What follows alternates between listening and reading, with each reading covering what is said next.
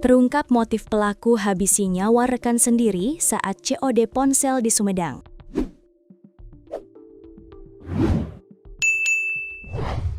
Motif dibalik pembunuhan Juanda, 23 tahun, korban transaksi COD handphone yang ditemukan tewas di Dusun Bojonggaul, RT 02-03, Desa Girimukti, Kecamatan Sumedang Utara, akhirnya terungkap. Selain ingin menguasai barang milik korban, pelaku nekat menghabisi nyawa rekannya sendiri karena sakit hati persoalan rumah tangga. Satuan Reserse Kriminal atau Satreskrim Polres Sumedang sebelumnya telah meringkus AA alias Adit Arya Syaputra, warga Dusun Sukasari, RT 05-03, Desa Ciherang, Kecamatan Sumedang Selatan. Ia ditangkap pada Minggu 22 Februari 2026 pukul 13 waktu Indonesia Barat di Jalan Pangeran Prabu Gesan Ulun, Kelurahan Regol Wetan, Kecamatan Sumedang Selatan.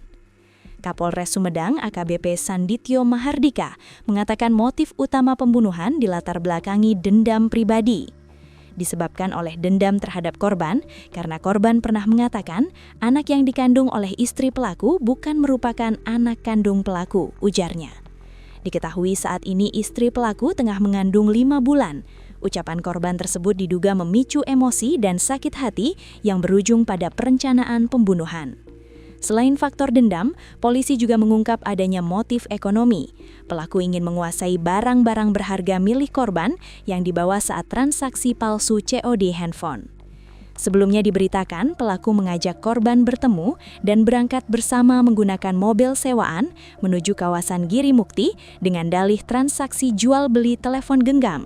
Di lokasi itulah aksi kekerasan terjadi hingga korban meninggal dunia. Setelah korban ditemukan tak bernyawa, pihak keluarga melaporkan kejadian tersebut ke Polres Sumedang.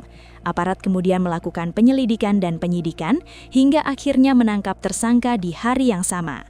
Atas perbuatannya, tersangka dijerat dengan pasal 459 KUHP atau pasal 458 KUHP atau pasal 479 KUHP dengan ancaman pidana mati atau pidana penjara seumur hidup atau penjara paling lama 20 tahun.